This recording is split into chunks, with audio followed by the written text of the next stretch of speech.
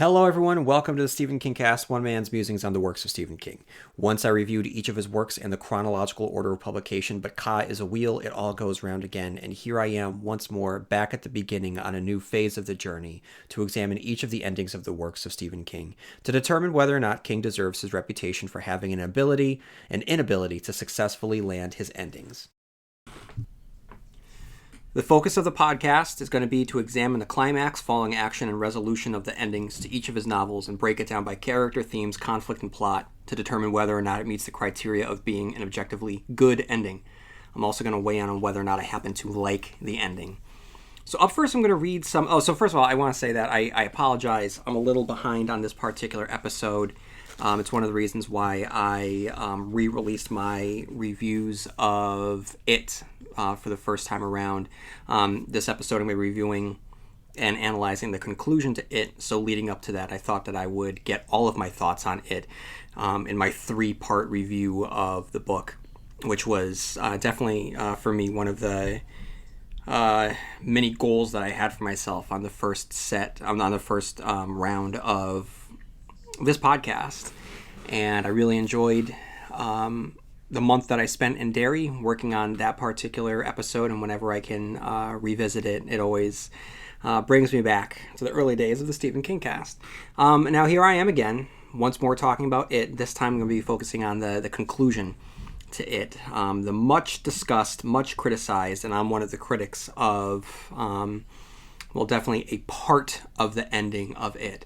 And what we'll do in this particular episode is discuss whether or not that particular scene brings the entire conclusion down, or if it's just a blemish within an otherwise perfect ending. So we're going to have that conversation in a little bit. So up first, we have a couple emails that I'm going to read, first of which is from Richard, and this has some spoilers for If It Bleeds, Stephen King's latest publication of novellas. Having just finished Mr. Harrigan's Phone and enjoyed it very much, it reminded me a lot of an old EC Comics style yarn and a lot of Richard Matheson's short story Long Distance Call. Did it strike you to be very similar to Gwendy's Button Box as well? Nice kid gets magical device that can cause deaths but decides in the end to give it up. I wasn't the biggest fan of Gwendy, but liked Harrigan a lot more. The relationships between the narrator and his dad was genuinely sweet, and Harrigan was an interesting character. We'll listen to the podcast when the other 3 stories are finished and find out what you thought. Richard, so I really enjoyed Mr. Harrigan's Phone. I didn't make any sort of connection to Gwendy.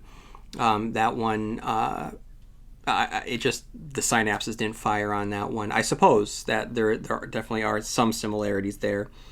Speaking of Gwendy, has anyone read the sequel, Gwendy's, is it Feather? Is it something about a feather? I don't know. I personally haven't read it. But someone shoot me an email and tell me what you thought. John B., who writes, discovering and listening to your podcast has been a treat during this troubling time. For the most part, I find myself agreeing with you on most of King's work, but I cannot share your enthusiasm for the title novella of If It Bleeds. After reading The Shining in middle school, I've read all of King's books upon publication with anticipation, but had to force my way through the Bill Hodges trilogy. I don't mind King writing in other genres, but his style of writing, letting the story lead the way without plotting in advance, just doesn't work in the mystery/crime genre. Mr. Mercedes, Finders Keepers, and especially The End of Watch was a chore for me to finish. Then The Outsider was released, and I was really interested in where it was headed.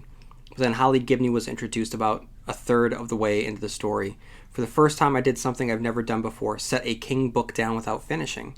Enough time has passed, and since it wasn't a feature-length novel, I decided to give Holly another chance in If It Bleeds. And what I found was more of the same. Cliched characters. You just know that Holly's terrible mom had to be a Trump supporter.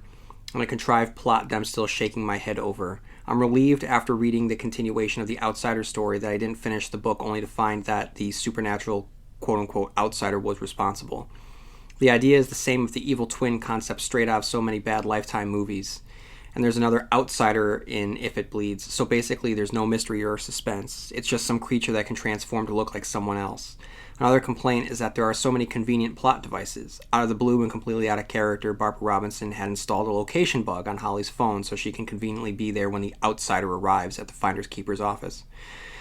But not only that, Barbara's brother Jerome has also installed that same bug on his sister's phone so he can be there too. This is what happens when you don't outline for a crime novel. You have to come up with silly plot devices for your ending. But overall, I give the collection a solid C, because while not top-notch King, the other 3 stories were enjoyable summer reading, with The Life of Chuck my favorite. Thanks, and you have a constant listener. John, thank you for writing in, and I'm glad that you did, because it's important to get opposing viewpoints on the show. Clearly, I enjoyed If It Bleeds, and I see where you're coming from. I don't fully agree, but I also don't fully disagree. Your points are well taken, and the convenient plot contrivances is something that really made me very critical of Mr. Mercedes. So I didn't notice them as much in this novella, but maybe I wasn't looking as closely. Maybe I was just too wrapped up in enjoying the experience, and maybe I just didn't have my my doubt-o-meter on the way that I did for Mr. Mercedes. But I totally get what you're coming from, and I thank you for writing in. But no, I just happened to enjoy the story. Maybe if I took a closer look, maybe it wouldn't hold the weight of deeper scrutiny. Maybe. I don't know. It's something to look forward to later on down the road. And then we have UK Dave, who writes, "Hey man, hope you're staying safe in these weird times. I tell you, not even Stephen King could come up with a world like the real world we're all living in right now. So I kind of just wanted to say thank you. I stumbled across your podcast some months ago and listened to the episodes where you speak about the King-based film, then decided to go to the episodes about the original books. Your enthusiasm about all things King has persuaded me to revisit the books. In my teens, I tried them out but struggled to get into them, but now at the grand old age of 40, I'm trying them again. I'm now a third of a way through it and truly loving it, and have you to thank. If I hadn't listened to your podcast, I would probably not have tried his books again. So once again, thank you. Here's to all things King, be it Devil Cars, Rabid Dogs, or Micmac Indian Burial Grounds. Keep up the good work, UK Dave." Thank you, Dave, for writing in, and thank you everybody else, and anybody. If you're listening and you have a few minutes on your hands, feel free to write into stephenkingcast@yahoo.com. Because I can't do this by myself, and the more that we're able to share our stories and our thoughts, the stronger our community is. Also, this is a big request. If you do have some time on your hands, like I just asked, an iTunes review would really, really help me out. That would be greatly appreciated. So just head on over to iTunes, type up a short review. That would be great. Thank you, everybody. Okay, so what I'm going to do now is get into the ending of It being Stephen King's masterpiece. So before I really start to break it down, I just need to get out of the way that the conclusion to this story has a scene that is very disturbing to read. That seems way out of place, and it's something that I criticize at length in my part 3, I believe, of my review of It. So for all of my thoughts on the scene in the sewers with the kids, you can listen to part 3 of my review.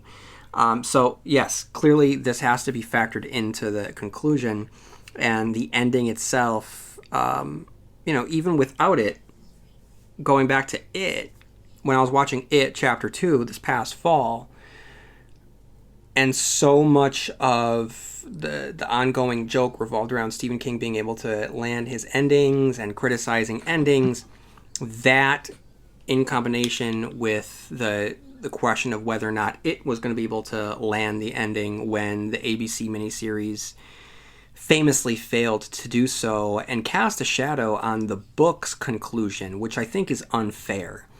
It made me really think about what my next step was in the podcast.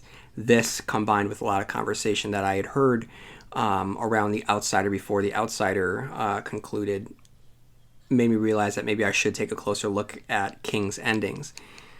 But I do want to say this. ABC TV miniseries aside, sex scene aside in the book, and my issues with It Chapter 2 aside, I think that's unfair to take all of this and say that and apply it to the book, especially the ABC TV miniseries.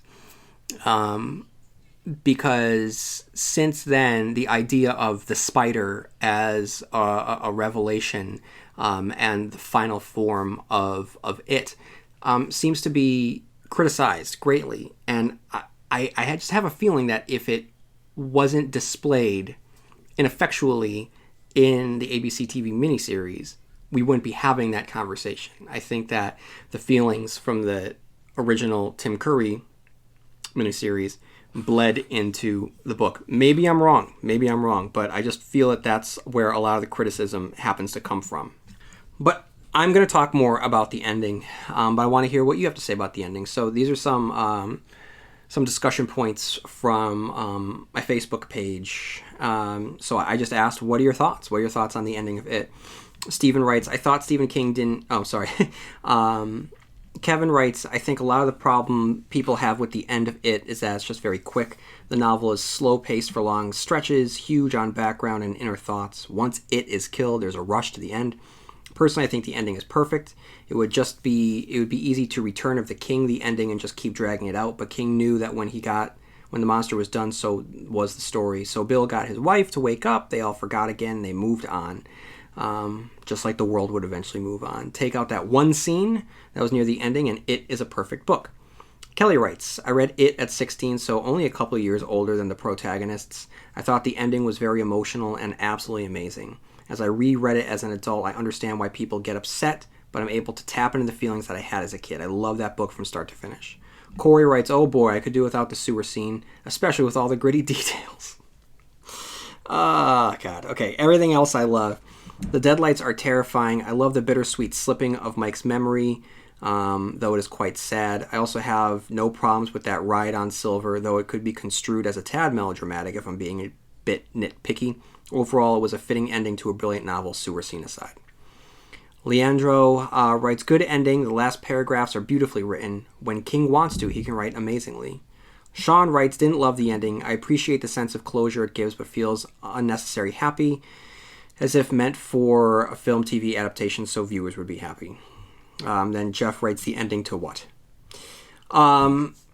So those are the thoughts, your thoughts on the ending of It. As you can see a couple times, the scene was referenced, and we're going to have to talk about it a little bit. So in order to be as clear as possible, when I'm talking about the ending of It, I'm talking from the climax onwards. So this is when the losers confront It in its lair. In the 1985 timeline, Bill successfully defeats It using the ritual of Chud. Eddie dies, and the rest of them kill the offspring. They flee the sewers. The following action is that the town is destroyed, nearly destroyed in the storm and the flood, and the resolution is that the characters begin to forget, and Audra awakens from her cursed coma.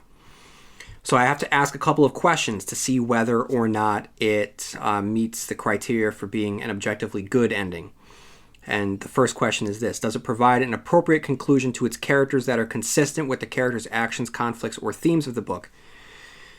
Okay, so considering that we have 7 main characters, a couple villains, 1 monster told across 2 timelines, the ending has just about 20 characters to juggle, and each one of them gets some sort of resolution. The titular character's mysteries are peeled back to reveal its final physical form, a spider, which I need to note, again, this is the closest approximation of the form that it could take on this earth. And its true form, a living universe, is unbelievably wild stuff.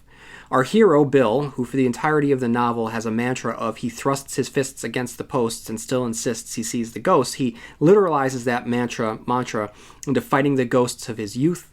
Richie steps up into a leadership role. Eddie, whose childhood was defined by cowardice, becomes the bravest of them all. Ben and Bev, 2 of the more wounded losers, finally find true love in each other. Bill has the big hero moment.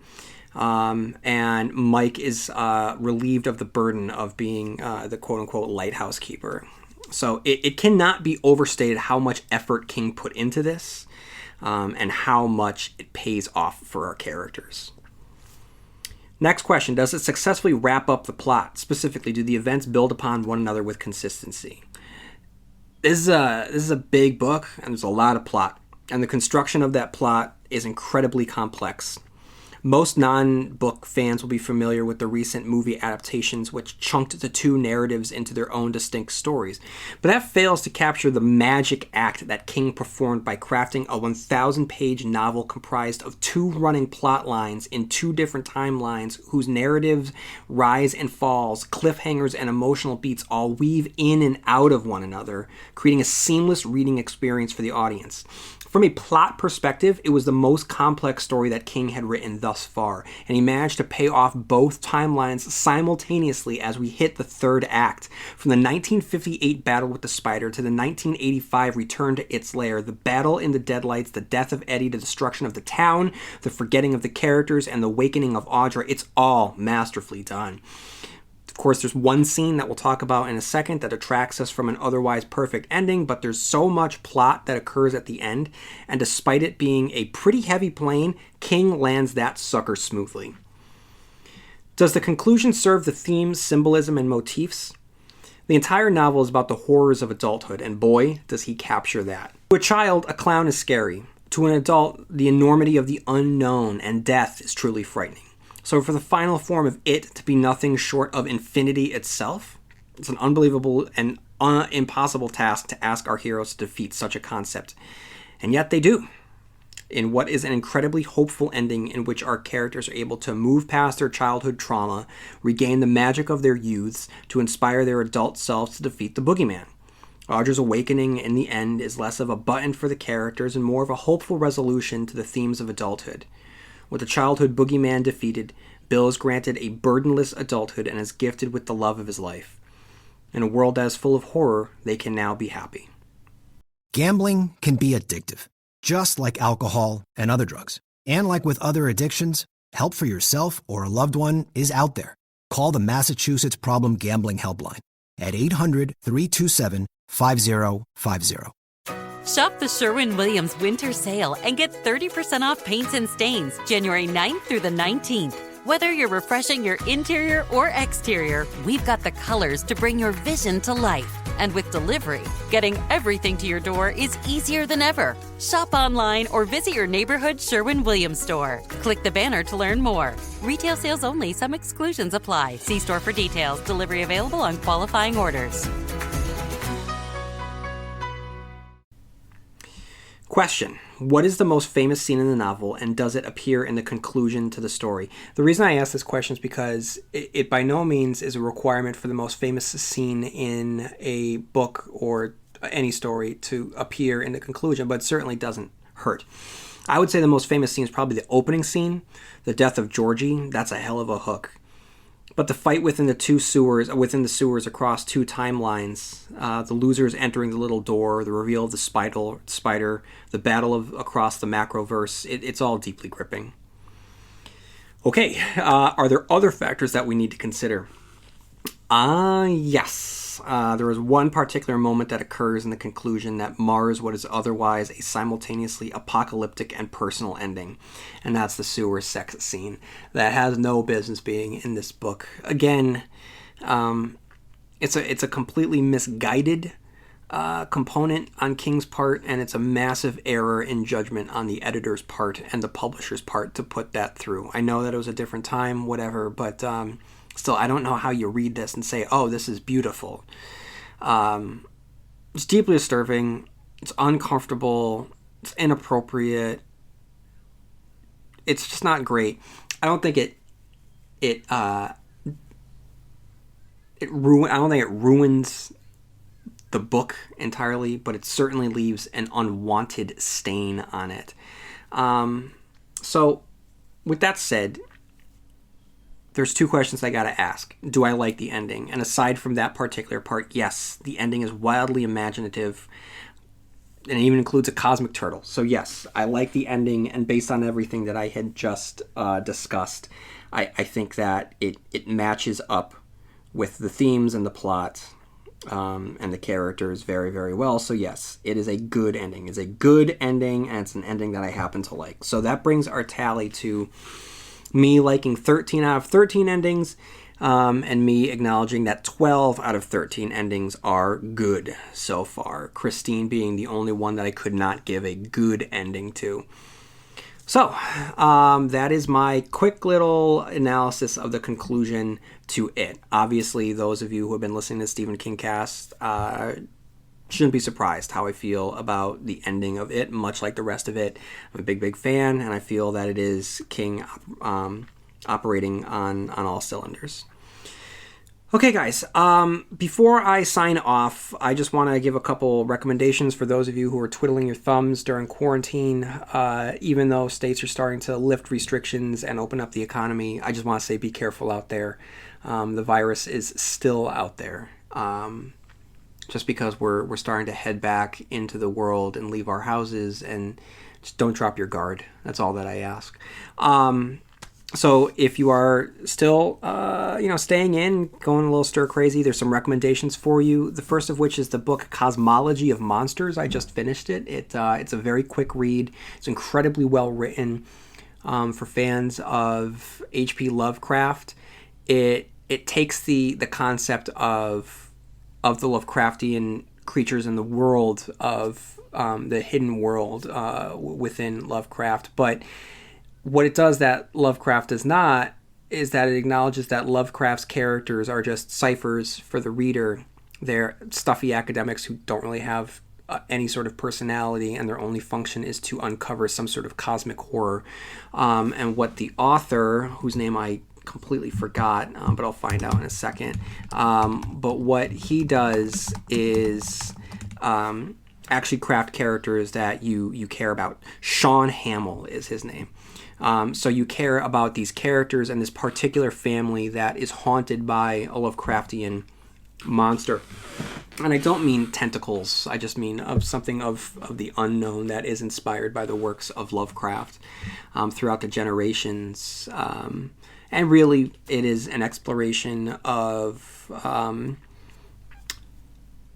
generational trauma and inherited genes and the passing down of mental illness and the secrets that we withhold from one another, including our family members. So it's loaded. It's a loaded book, and I could definitely do an entire episode devoted to it. I would need to go back and reread it and really start to break down the themes and look at it a little closer to break apart all the different allegories that are going on. But it was very, very gripping. It is not entirely action-packed. It's very introspective within this particular family. But I strongly recommend it. I really enjoyed it. Also, I don't know if I mentioned this, but I did a review of... I did a catch-up of the Venture Brothers. I hadn't watched the last season, and so I saw that it was on Hulu, and I decided to check out the latest season. If you are a fan of pop culture, if you're a fan of Johnny Quest and comic books and sci-fi and action movies, then the Venture Brothers is where it's at. It skewers while writing a lovely love letter to so many aspects of pop culture. The mythology is so rich and so deep. It's the best superhero story you're going to get on television, and it happens to be, in these wonderful 20-minute, 25-minute bite-sized packages. It's been on for quite some time now. It takes a while for each season to come out, but it's definitely a treat. So if you have nothing to do, hop on Hulu and catch up on the Venture Brothers. That show is just great. It started out as just a spoof of Johnny Quest, but it evolved into so much more. All right, guys. So that's all I got this week. I hope to be... I did not mean to take as long this week as I did, but I've been really busy reading Cosmology of Monsters. I'm doing an Invincible reread through Comixology. I dropped off of Invincible by Robert Kirkman a long time ago, and now I want to just, now that it's over, I definitely want to go back to the beginning, catch up to where I left off, and then finish the journey. And it's just so fun for me personally to go back to the summer of 2005 when I first started reading Invincible. It's bringing back a lot of memories that I'm really, really enjoying. On top of it, I'm also doing a Breaking Bad rewatch. Now that I've concluded Better Call Saul, I wanted to go back to the beginning and just keep my one foot in New Mexico Albuquerque crime scene of this particular Vince Gilligan world. And I'm really, really enjoying it. And one thing that is very clear is, man, Walt is an asshole. And that's what makes Better Call Saul such a, dare I say, a better show. It's just that your heart really breaks for Jimmy in ways that it just doesn't for Walt. Because you can, Spoiler alert for Breaking Bad, but his cancer comes out and he uses it as a shield behind which he hides his greed and his insecurities. But he's someone that hates his life, and he doesn't seem to truly like his family that much. I'm picking up on I'm picking up on that on the second watch. But in contrast to Better Call Saul, Saul is just so much more of a sympathetic character. It's so enjoyable to go back to this world knowing where it's going to end up. It does not make it any less thrilling. So I apologize. That's why I was late on getting out this episode. But as you know, really engaging a lot of this stuff. It's currently making me really happy. And that's what we got to do sometimes, just make ourselves happy. All right. Have a great week, everyone. Stay safe. May you have a long day. I forgot to mention, I got a new order from Katet19.net, guys. If you guys want some Stephen King apparel, seriously, check it out. My I Survived Captain Trips t-shirt is one of my new favorite shirts in my rotation. And Matt sells hats now, and I'm wearing a based on the novel by Stephen King hat. It looks really, really good. I got my face masks over there also, so check out Katet19.net. You will not be disappointed. Okay, so that's all that I got. May you have long days and pleasant nights, and I'll see you here next week where MOON spells Stephen King Cast.